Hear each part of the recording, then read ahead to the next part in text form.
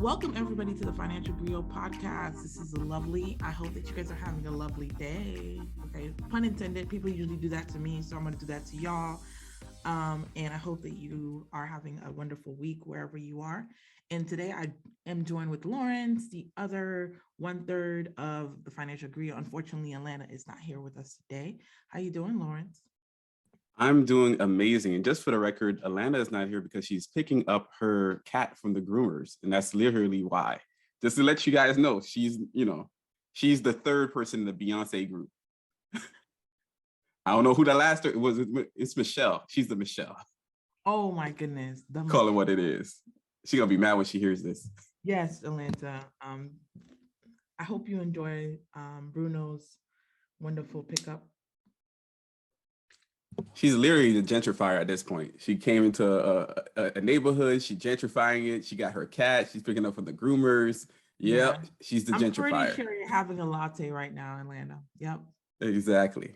Not even from Starbucks, some fancy, coffee stop on the way or something. But no, all jokes aside, Atlanta, we're missing you on this episode, and we hope that you have a great Saturday or wherever you are, whatever day it is.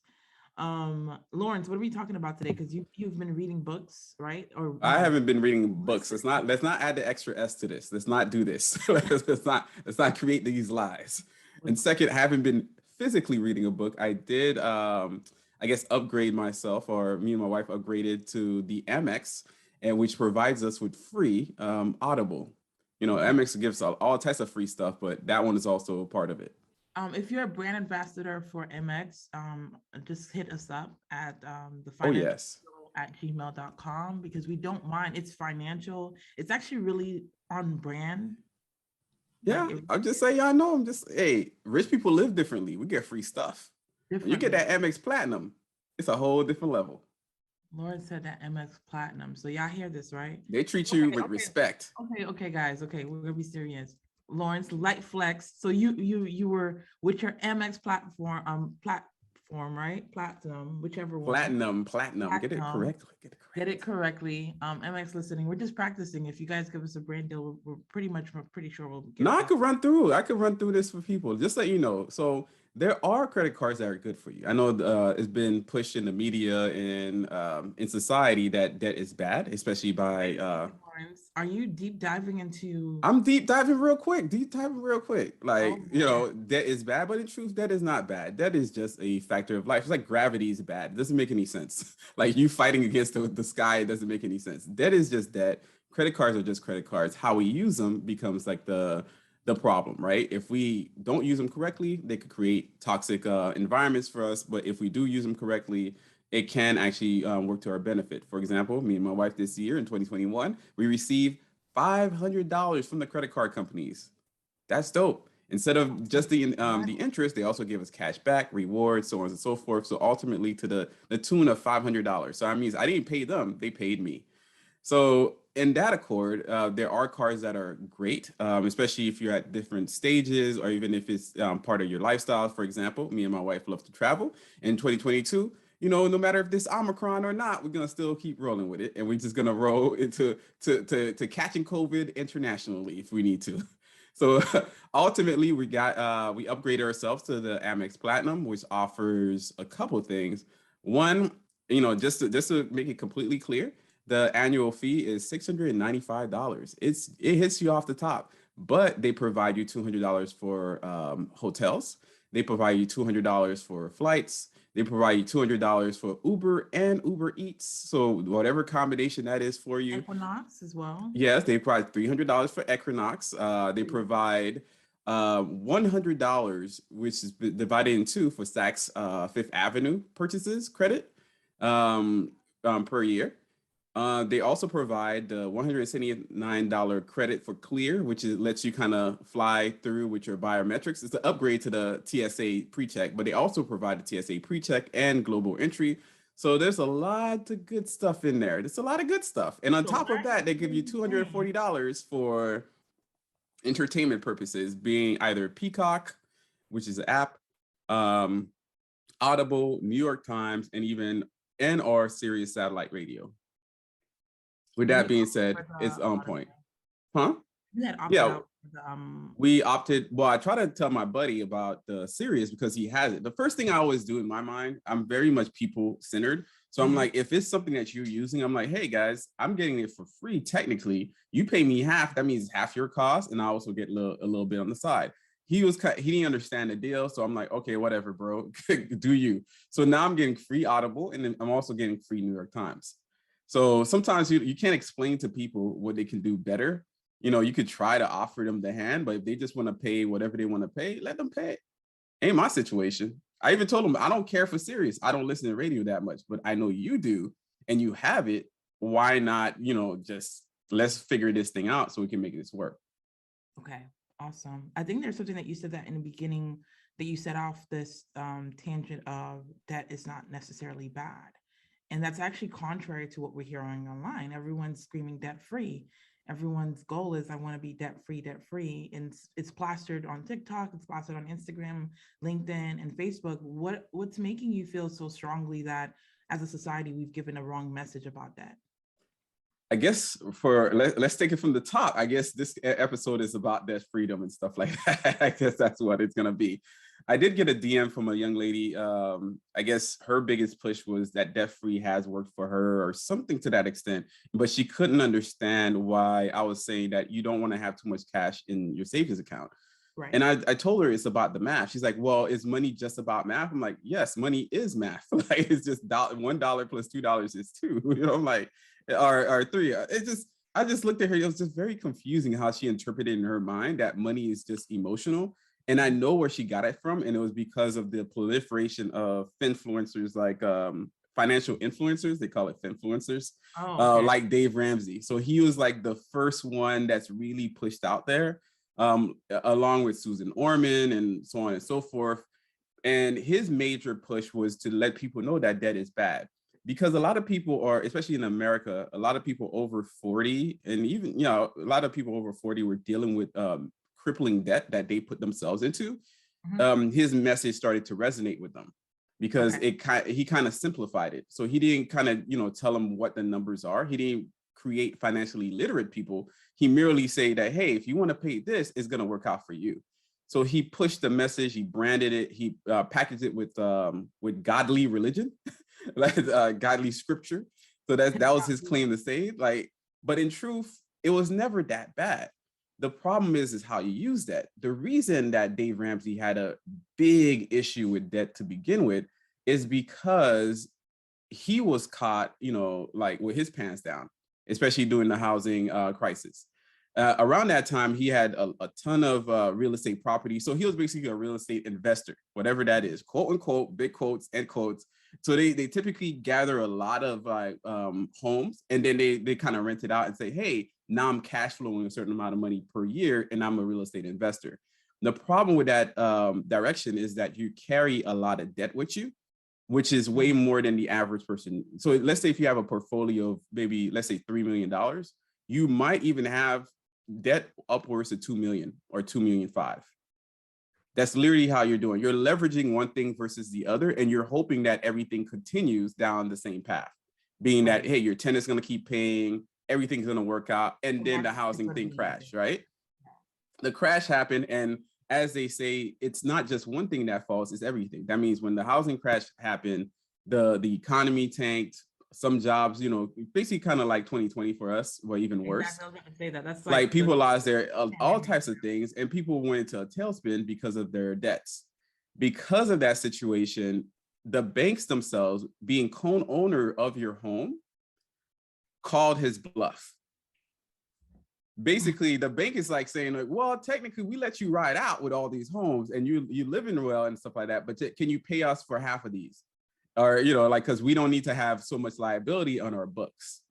That's really what the bank is trying to do too, because they're trying to protect themselves by making sure that they don't have so much things on the side that might get worse. Right. So they basically call his shot. So because they called him up on it, he went into, I guess, I don't remember the exact details, but he might have went into like the instantaneous bankruptcy.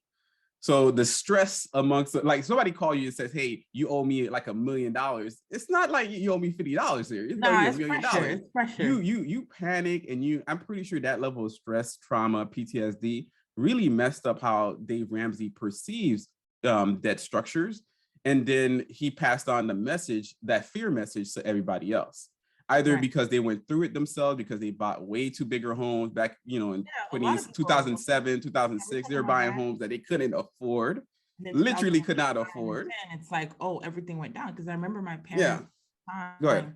that season was very like, okay, man, my mom used to give me like $20-$30 when we used to, you know, in high school a week. And now it sits out here trying to give me $5. What's going on? Something changed. I remember in high school, like, wait, something is changing, because I used to get all these expensive shoes. And now it's like, oh no, we're not, you get 3 and you got to be taking care of them. And I'm like, okay, something has shifted. And at the time, you know, I'm in high school. So I'm like, what's going on? And essentially I was realizing that something in the economy changed.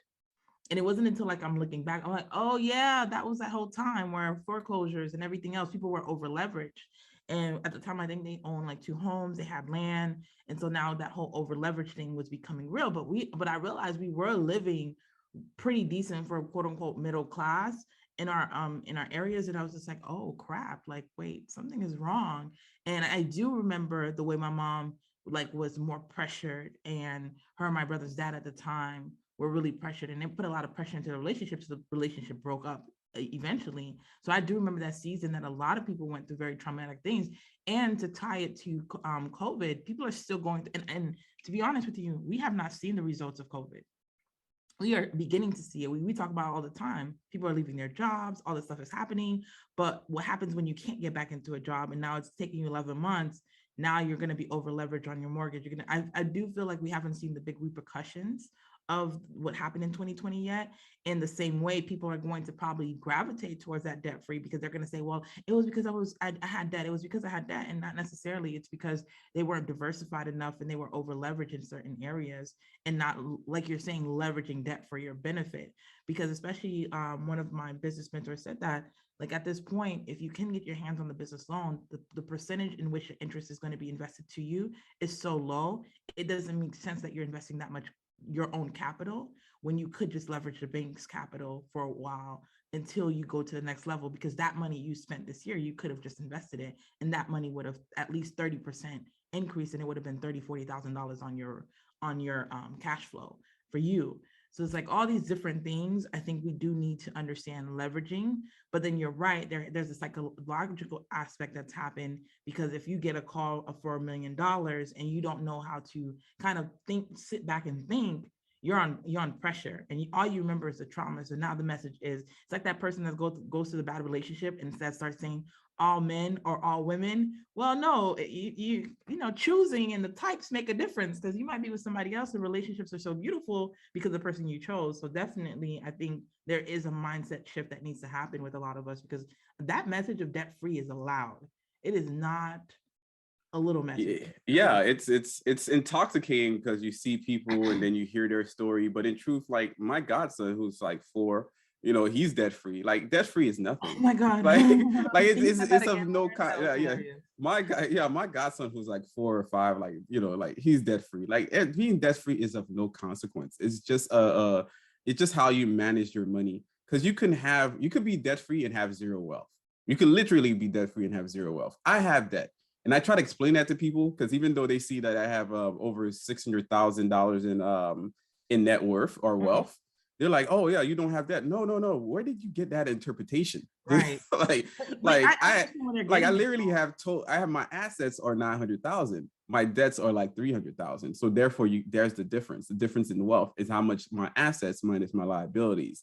So that means if anybody like calls my bluff, I could always sell my assets and kind of cover all my liabilities in one fell swoop.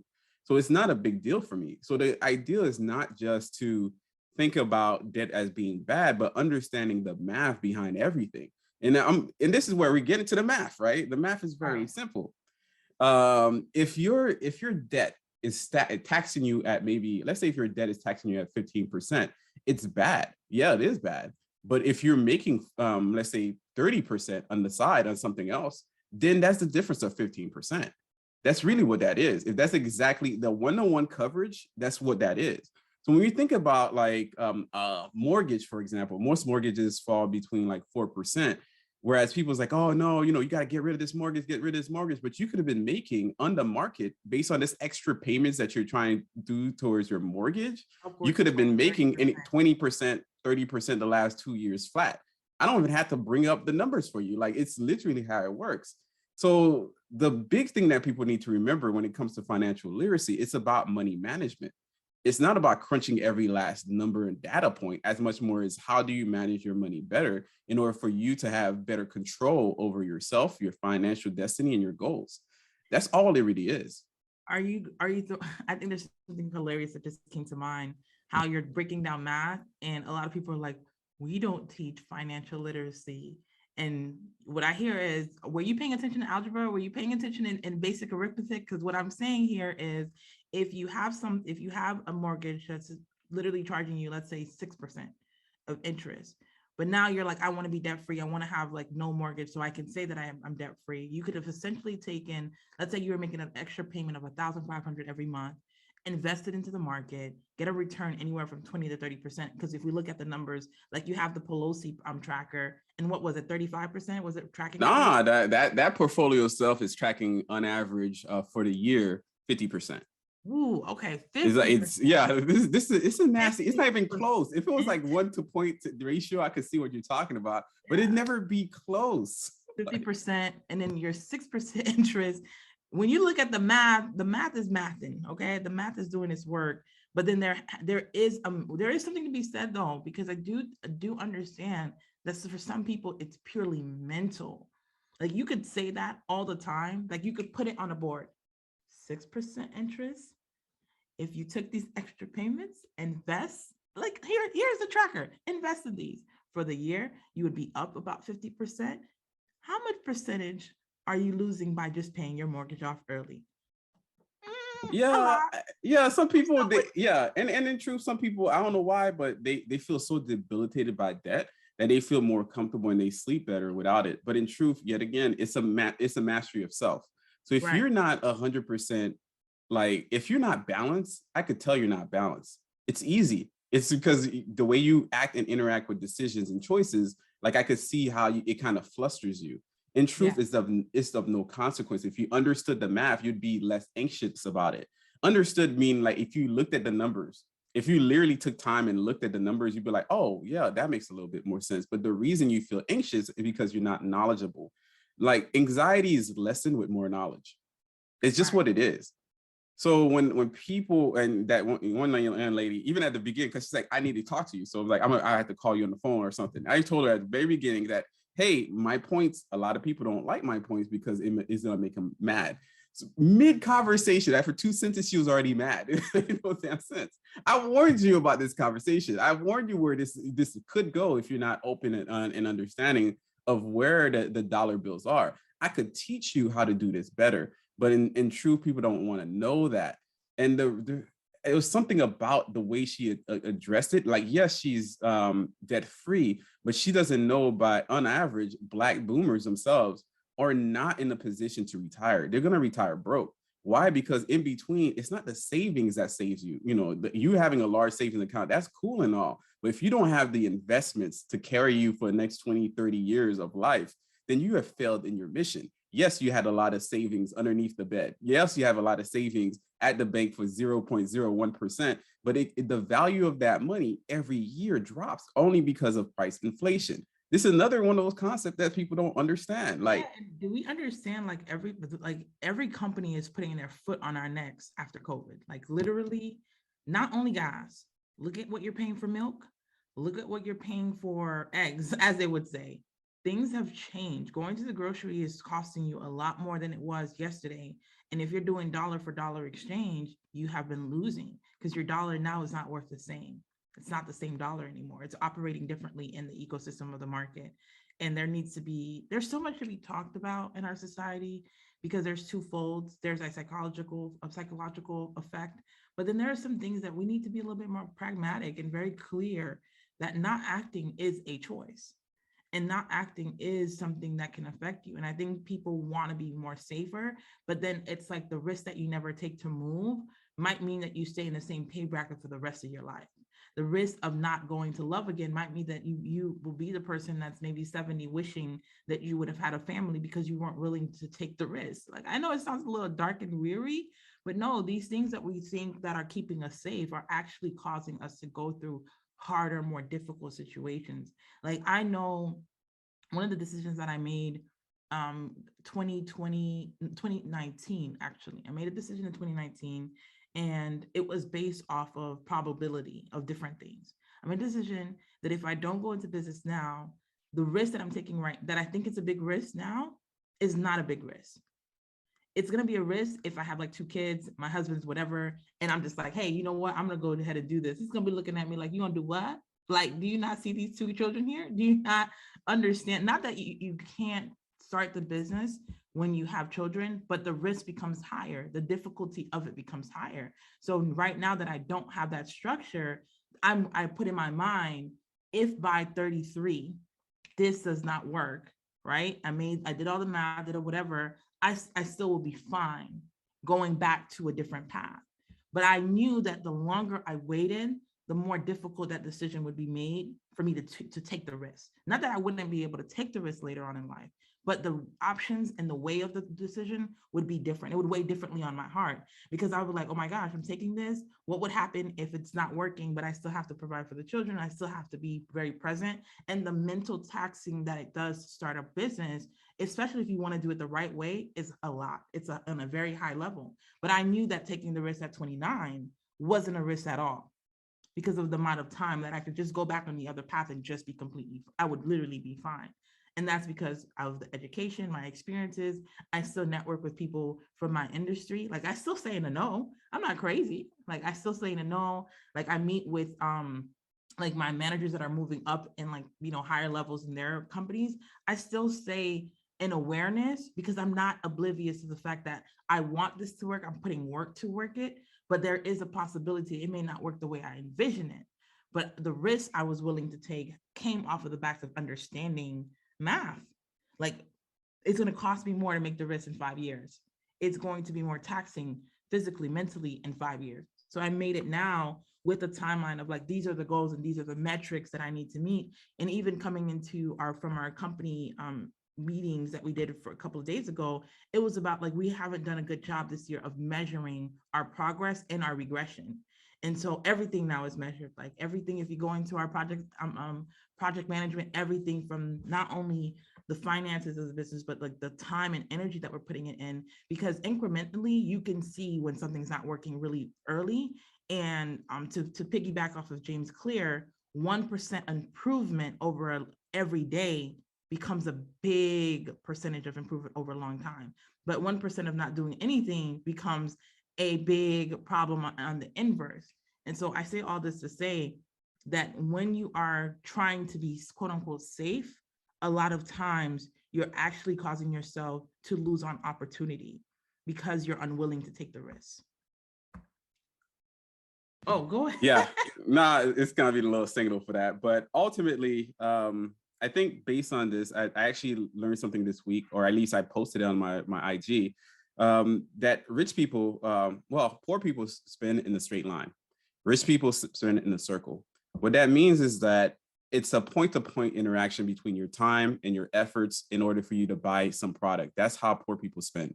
Whereas the rich people, they spend in a circle, meaning they buy the asset producing or income producing asset per se. And that income that they get from the asset, they buy the stuff. So it's in a circle. So at no point do they really spend their money. They invest their money in something that creates more money. And from that money, they buy the next thing. So they spend in a circle. The problem is when we think about this debt-free stuff and this ideology, I think debt-free and poverty is actually branded for the poor.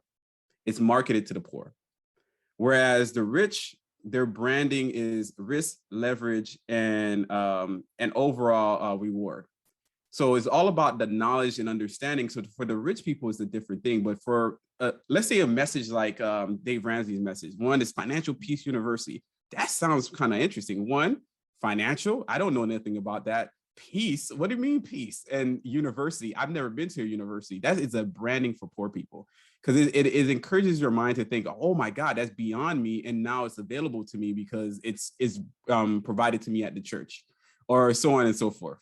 So ultimately, that's the thing about the beauty in what Dave Ramsey was able to accomplish, and he nailed it, and eventually became a sales guy for it. Is the idea that he sells poverty to the poor. He sells baby steps to the poor. It's like, hey, these are the baby steps. These are 7 baby steps. Any baby could do it, but you're not babies. You're not a toddler. You are an adult. So this entire thing about financial literacy is complicated, and it should be complicated because you're not a child. It has a metrics, it has understanding, it has purpose, it has rationale, it has critical thinking, all of which you should have learned as a child that you now employ as an adult. But this idea of being debt free, being you just knock this out and pay us money. We will teach you after you paid us, and buy into our concept, because at the end of the day, you know where he lives? Dave Ramsey lives in a multi-palatial space. He leveraged you like as his monetary credit card, I guess at that point. He literally leveraged your cash for his lifestyle. That's all he did. And he's spending in a circle. He created an asset, an income producing asset, which is the business, the brand, the ideology. He takes the money from that thing and he buys what he needs. But you, as a poor person, what you do is this straight line. You buy his product based off the time you put and the effort you put into your own job, which is problematic. Because in the long-term sense, Dave Ramsey is going to be a multi-millionaire for life. But a lot of people are retiring broke. And that's my biggest gripe with the idea of just being debt-free, because it's a failure in truly understanding that that's not the goal. The goal is to be financially free. The goal is to be cash flow free. The goal is to actually live a very happy and healthy lifestyle at whatever stage. The goal is to understand the terms and conditions of your credit card. The goal is to understand the terms and conditions of your own damn mortgage. If you're not reading the terms and you don't understand it, you don't take time to understand it, of course your anxiety is going to be up because you don't know. And if you don't know, you're not going to make better decisions, because in the end of the day, that's how rich people get rich. That was a great example, the straight line versus the circle. I definitely think, again, taking back time to learn. And I think baby steps are exactly what you said. They're baby steps. There are more to come. And financial peace, I think that's what the program is called. It's not free. It comes with a cost. It comes with, ability for you to actually invest in yourself. But there's so much more to it. And I think like you said, somebody's winning off of the backs of this messaging, but not understanding how is it impacting you. But I think it goes back to people need to be willing to learn. They need to be willing to do the research, and we are willing to learn. Let me rephrase that for you guys. You are willing to learn because you learn dances, you learn steps, you learn, what's going on in society. You are always taking information, but you have to diversify the information that you're taking in. I think it goes to a conversation we were having in our group chat about the other spectrum, where people are just pretty much saying, get the money at whatever cost, get the money from lying to people, scamming people, and all these other stuff to live a rich lifestyle. I think there needs to be a happy medium. I think what we're talking about is lifestyle design. And you're just taking information from people, but you need to vet it for yourself, right? I tell my clients that all the time. I'm not here to teach you what to think, but how to think, to question, to explore, to learn, to ponder, to critically think, because that's where some of the greatest innovations and ideas stem from someone that's thinking differently, from someone that's questioning. Oh, well, people ride rides all the time, but how could we make that a lot quicker without necessarily gaining a lot of assets? Oh, and liabilities. Oh, we can use people's cars already. What's the laws? The laws are gray at the time. And Uber decided, okay, we're going to start this thing out in New York and San Francisco. And guess what? Uber is becoming it is a gigantic company because somebody was thinking about something that was already happening. I think what's amazing about these new companies, they were thinking about something that was already happening. People were always eating food and getting it delivered. Now it's wait, little small companies can't afford a big fleet like Papa John's. Let's put this all together. And I say that to say there is something to be said about our generation and the lack of ability to critically think and to really, we are so into micro content from Instagram and all this other stuff that we don't realize that the winning, the more in-depth thinking is actually going through the process of deeper research, of reading maybe a few different books that you haven't read anymore, because we are not, we're uninformed. That was the word I was looking for. We're very much uninformed, and we don't realize innovation and advancement comes from us thinking differently. And for you to innovate and advance your own personal finances, you can't stop at level one. And I think it's like going into a building and the building is 26 floors high, and you've gone to level 1 and 2, and you got out the building and you said, oh my gosh, it looks amazing. But you didn't realize from 11th floor, the 11th floor above and beyond was something that you've never seen before. So you're saying the building is great, but you haven't even gotten to the place where you realize that there's so much more that you didn't get to capture. And I think if you only stay in debt freedom and you only think about just, oh, I don't want to have debt, I don't want to have debt, I don't want to have debt, then you are minimizing the potential of your earning potential and your investments in the long term.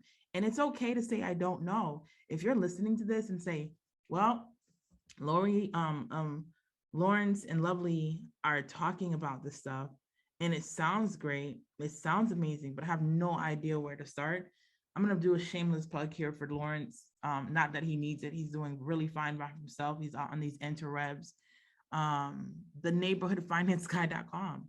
Like, the resources are actually there. And guess what? It's for the free, FREE, for the free. The only time Lawrence will ever charge you is if you corner him and say you want personal time. And even then, to be honest with you, knowing Lawrence, if you want to hop on Zoom and talk about finances or Clubhouse, he's typically down, okay? So essentially, if you go to resources, he has the financial tools, he has the NetMax plans, he has the investment group information, and anything that you need to know, and he blogs about it. He has it from beginner level, step 1, intermediate level, okay? He talks about the fire journey. He breaks down his network. There's the financial neighborhood finance guy weeklies, where he kind of breaks down the just not only financial information, but other information that can help you become a better person. And of course, you have here the financial griot. There's episodes that are coming or are on here, I don't remember, that will help you understand financial terms, that will help you understand breaking down the things that are more complex for you. I just want you to understand that you have to have willingness to change. And it's okay to start there, but what we're saying is that there's more coming. There's more coming that you can do. And if you don't know, there's plenty of information. One of the books that I think everyone should read, especially in the beginning, is I Will Teach You How to Be Rich by Ramit Sethi. I think he does a really, really great job of breaking down some of these complex things and also breaking down thought process, because he talks about the thinking that goes behind financial freedom, your rich life. It's not Lovely's rich life, Lauren's rich life, but your rich life. You get to define that for yourself. And so all these resources that we mentioned, we'll be putting them in the show page notes for you. More, i.e. Lawrence will be putting them in the show page notes for you. But essentially, it's for the sake of your growth. And what we aspire to do at the Financial Griot is to tell the money stories. It's to tell our failures. I don't want you guys to listen to this and think that we've reached a level that is beyond everyone else. I am still learning. Sometimes I'm like, this year, I was like, what the hell were you thinking? Like, you didn't plan this out. You didn't think about this as thorough as you thought that you did. And so for me, it's literally about growing and knowing that our money narratives don't have to stay the way that they started. You really can make that change. And I hope you enjoyed this episode, essentially. And I don't have anything else to say, but I hope that you take action. Like, look at the resources, use them. Lawrence? Yeah, I think you tackled everything. I think part of it, we started off with this conversation about how I'm getting the free stuff from Amex, right? And the idea is like way before I ever, I always thought about Audible. I get the emails all the time, but I was like, I'm not gonna pay for that sucker. Like, I have other things to pay for, other investments. I rather use it to pay off debt, so on and so forth, right? I could do all these other things, and I've heard other people, they just buy the Audible because I love it, whatever. So ultimately, I get this Amex, and now I have it all for free. So that's basically whatever value that is, even if it's just $10 a month, it's all free for me right now. Just like I said, rich people, they pay in the circle. So instead of me paying directly with my own personal cash to get this Audible, now this actual credit card company provides it to me for free. On top of that, there's another level to this, which is, instead of just leaving all your money in the bank saving account at the average, and I'm pretty sure it's still the average 0.01%, which is next to nothing, while inflation pushes anywhere from 4 to 5% annually now. That's kind of where it's going. So ultimately, if you would invested the same or even some amount of money into a stock market, even to that one specific stock, for example, if you're invested in a Chase, let's say you have a Chase card and you're invested in Chase itself, the last 5 years is grown 110%. That's on average 22% per year. Plus, on top of that, you get dividends of 2.34%. That's insanity. That means on top of the money, you're getting even more money. So you're getting 24% versus getting 0.01% on your money. On top of this, because I don't just want to just jot down Chase, American Express, which me and my wife do have some American Express, like the last 5 years, they've been up 130%.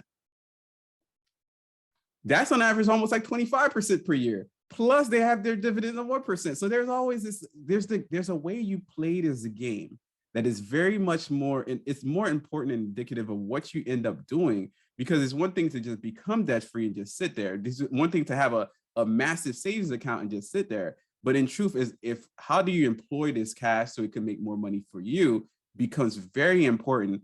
And it's going to end up being the difference between you retiring broke or retiring filthy rich and being able to afford giving that money, transferring that money over to your kids and your kids' kids.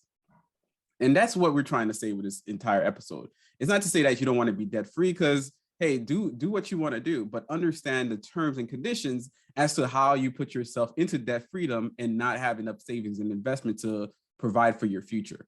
So if it comes down to it, if you have to pay down debt, I always recommend that you pay down the high consumer debts, such as credit cards. 16, 17%, that's a lot. You can't really, you can't guarantee that in the market. That's just, you literally can't. So ultimately locking those out makes a lot of sense. I would save the mortgage stuff until later, as you start establishing and making sure that you're matching at your job, because you cannot duplicate, 100% match at your job. That's literally 100% growth. That's free money down the line. People are keep throwing as much as $5,000 per year on the table. They're like, I don't need that because I don't want to do the match. But in truth, if you actually match, you've been better off with that money. So even if you're saving, even if you're investing, right, $100 per week, even if you're investing $100 per week for 40 years, that's 1.7, almost $1.8 million. It's not a lot to get yourself ahead, but it's a different ball game than just sitting around and say, hey, I'm debt free, and what do I do now? Make sure you're making the right call for yourself so that your money works better for you, so you could grow your wealth so you don't retire broke. And that's the message of this story. And if you have a lot of questions, and I know you're going to have a lot of questions, a lot of pushback, please feel free to comment, share, like, review, ask the questions, because that's what we're here for. Like Lovely stated, we're going to be fine either way. We're just trying to make sure you're okay. So if you have questions about it, you want to dive deeper, please feel free to find us where you see us, either on the website. We do have a YouTube. We do have the reviews. We do read all the comments and concerns, because we just really want to see the community win and grow up from being babies. And that's where I land. Well, with that said, I hope that you guys are reviewing the Financial Griot podcast on iTunes. It helps us more visibility, more people can hear about what we're talking about, and hopefully help them change their lives. And to the tune of that, you can find us at the Financial Griot on IG, Twitter, and Facebook. And from there, you'll have all our links, Lawrence, Atlanta, and myself. You'll find all our information there. I hope you guys have a good day or night, whatever time you listen to this. Enjoy. Enjoy. Thank you for listening to the Financial Griot podcast, powered by the Wealth Builders Collective.